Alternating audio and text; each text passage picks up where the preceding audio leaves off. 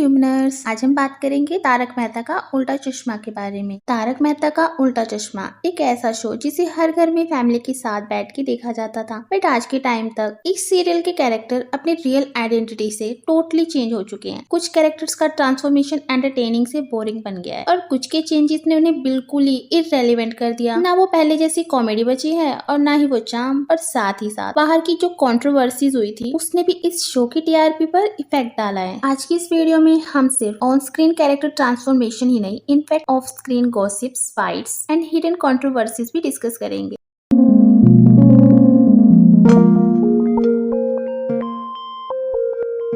Let's start. जो first character है दिशा वकानी, जिनका कैरेक्टर नेम था दयाबेन। अर्ली डेज की बात करें अगर तो दयाबेन उतनी भी डम नहीं थी जितनी अब वो दिखाई जाती है। कभी कभी जेठा की ट्रिक्स वो पकड़ लेती थी और चंपक लाल से उसकी कंप्लेंट भी कर देती थी, बट उसके कुछ टाइम के बाद मेकर्स ने उन्हें एक ओवर इनोसेंट कैरेक्टर बना दिया, एकदम महान और too good to be true. उसकी जो शार्पनेस थी वो पूरी ही तरह गायब कर दी। जब दया ने ब्रेक लिया था तो इस शो की जो टीआरपी थी वो काफी गिर गई थी। मेकर्स उन्हें वापस लाने का कोशिश भी कर रहे थे, बट कुछ सेटल नहीं हुआ। फैंस 2017 से उनके वापस आने का वेट कर रहे। मेकर्स बार बार बोलते रहे कि दयाबेन आ रही हैं, बट अभी तक वो नहीं आई और वो आएंगी भी नहीं। कॉन्ट्रैक्ट इश्यूज और टाइमिंग प्रॉब्लम्स की वजह से दिशा ने आने से मना कर दिया था और उसके बाद वो कभी वापस आए भी नहीं। सोशल मीडिया रिएक्शंस पे क्या था, मोस्टली दिवाली पे या वैसे भी ब्रिंग बैक दया ट्रेंड होता रहता है। Second character Shailesh Lodha. Early days में जो शैलेश लोधा थे उनके टाइम में तारक सच में जेठालाल का फायर ब्रिगेड थे। हर प्रॉब्लम का विटी और ब्रिलियंट सॉल्यूशन देते थे। बट अब जो न्यू तारक है, ऐसा शो होता है कि उनके लिए जो राइटिंग की जाती है वो इतनी बेसिक है, इतनी बेसिक कि उसके आइडियाज ऑब्वियस एंड बोरिंग लगने लगते हैं। अब वो पहले जैसा जो इंटरेस्ट था उसमें वो नहीं बैठता। ऑडियंस क्लियरली फील करती है कि कैरेक्टर का डाउनग्रेड हो गया है। ये बोलना रॉन्ग नहीं होगा that fire brigade turn into a candle light. ये एक सार्कास्टिक लाइन थी जो बहुत वायरल हुई थी। शैलेश लोधा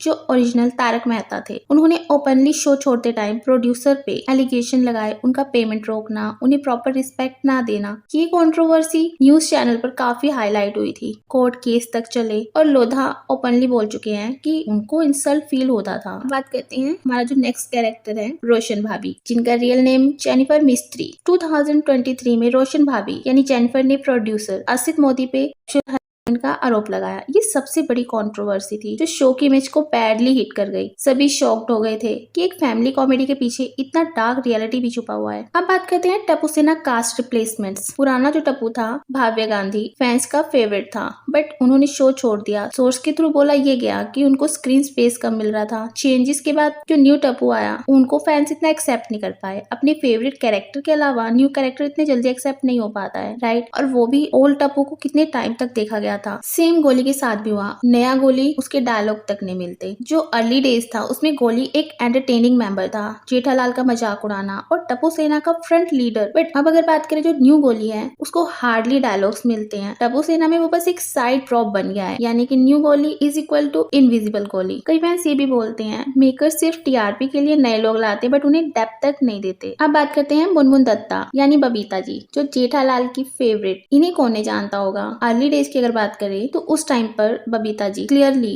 जेठालाल की फ्लर्टिंग एंजॉय करती थी। कई एपिसोड्स में वो खुद भी बैक फ्लर्ट करती दिखी है। ये नोकझोंक ही जेठा बबीता की केमिस्ट्री को और एनहांस कर रहा था, जिसकी वजह से टीआरपी भी काफी इंक्रीज हुई। बट अब उनकी इमेज एक ऐसी सिंपल भाभी की बनाई गई है जो जेठा की जोक्स को समझती नहीं है। वो चार्म और विटी नेचर ऑलमोस्ट खत्म कर दिया गया। इस पर फैंस फ्रीक्वेंटली कमेंट करते हैं कि मेकर्स ने डेलिब्रेटली फ्लर्टिंग टोन हटा दिया ताकि शो ओवर बोल्ड ना लगे। बट इनकी कंट्रोवर्सीज की अगर बात करें तो एक बार उन्होंने एक कास्टिस्ट स्लर यूज किया था अपने व्लॉग में, जिसके बाद उनपे लीगल केस भी हुआ। टीआरपी के लिए मेकर्स ने उनको प्रोटेक्ट किया था, बट ये कंट्रोवर्सी इंटरनेट पे ह्यूज स्कैंडल बन गई थी। साथ ही गॉसिप है कि उनका को स्टार के साथ भी रिफ्ट रहा है। मुनमुन दत्ता यानी बबीता जी के बारे में अगर डिटेल में और जानना है तो ऊपर आई बटन पर क्लिक करके देख सकते हैं। अब बात करते हैं गोकुलधाम सोसाइटी के ओल्डेस्ट मेंबर की चंपक लाल गड़ा, जिनको बापूजी कहकर बुलाया जाता है। इनके अगर अर्ली डेज की बात करें तो स्टार्टिंग एपिसोड्स में चंपक चाचा एक इनोसेंट और थोड़ा गांव वाले टोन लेकर आए थे। उनका इनोसेंस और अनइंटेंशनल कॉमेडी लोगों को नेचुरली फनी लगती थी। सोसाइटी के मेंबर्स भी उन्हें थोड़ा गांव के ओल्ड जो पर्सन होते उस टाइप ट्रीटमेंट देते थे।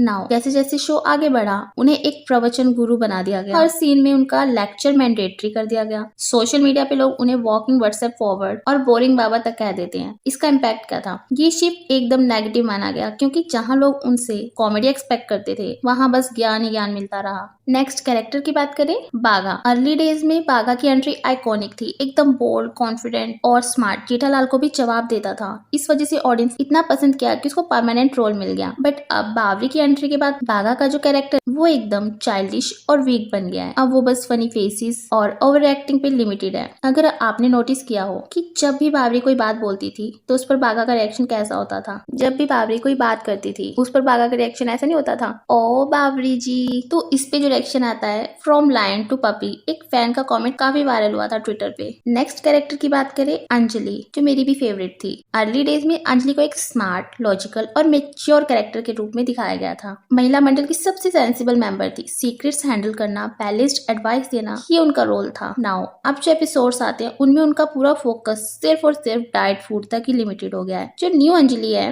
वो तो और भी गॉसिप प्रोन लगती है। सीक्रेट्स छुपाने की कैपेसिटी जीरो शो होती है। टीआरपी एंगल की बात करें तो ये बोला जाता है कि अंजलि का स्क्रीन प्रेजेंस ऑलमोस्ट इररेलेवेंट हो गया है, सिर्फ एक डायलॉग के लिए यूज होती है वो। हमारा जो नेक्स्ट कैरेक्टर है, अब्दुल। स्टार्टिंग में अब्दुल एक फन लविंग गाय था जो हर टाइम जेठालाल पे ताने मार देता था या सिचुएशन में मजाक ले आता था। उसके वन लाइनर्स लेजेंडरी थे। आपकी बात करें अगर तो अब्दुल बस एक सोसाइटी वर्कर बनकर रह गया है। सोडा देना, ऑर्डर लाना एंड इंस्ट्रक्शंस फॉलो करना। इस पर ट्रोलिंग भी होती है। रेडिट पे एक मीम चला था, Abdul is now just Zomato delivery boy of TMKOC. अब बात करते हैं जर्नलिस्ट पोपटलाल। अर्ली डेज में पोपटलाल एक स्ट्रिक्ट और थोड़ा खुदगर्ज जर्नलिस्ट था, सेल्फिश टाइप और कंजूस भी। उसके अंदर एक एटीट्यूड भी था, इंसल्ट्स की वो केयर नहीं करता था। बट अब जो पोपटलाल है उसका पूरा कैरेक्टर सिर्फ और सिर्फ शादी शादी, यही रोते रहना, इसी तक लिमिटेड रह गया है। अब वो रोना धोना का सिनोनिम बन गया है। इस पर कंट्रोवर्सी भी हुई थी, जैसे फैंस कहते हैं कि मेकर्स ने पोपटलाल की पर्सनैलिटी इतनी रोती हुई बना दी कि अब उनपे कॉमेडी भी पोस्ट होती है। नेक्स्ट कैरेक्टर है सोडी। अर्ली डेज में सोडी का कैरेक्टर लाउड और एग्रेसिव था। छोटी सी बात पे चिल्लाने लगता था, कोई भी बात हो लाउड होना। बट अब जो सोडी है आज के टाइम में वो एक लॉयल फ्रेंड है और सोसाइटी प्रोटेक्टर के रूप में सबसे प्यारा लगता है। ये एक रेयर अपग्रेड है जो ऑडियंस को पसंद आया। इस पर लोग अभी भी कहते हैं कि अगर सोडी शो में ना हो तो सोसाइटी की जान ही कम हो जाती है। अच्छा, इसमें एक और प्रॉब्लम थी जो कंट्रोवर्सी ज्यादा हाईलाइट हुई थी, कास्ट को पेमेंट्स लेट मिलना। कई एक्टर्स ने ओपनली बोला कि उनको टाइमली पेमेंट नहीं मिलती और यही रीजन था कि कई पुराने जो एक्टर्स हैं वो शो छोड़कर चले गए, जैसे नट्टू काका थे। उनके टाइम पे भी ये रूमर्स आए थे। शैलेश लोधा ने भी यही एलिगेशंस लगाए हैं। Never ending show,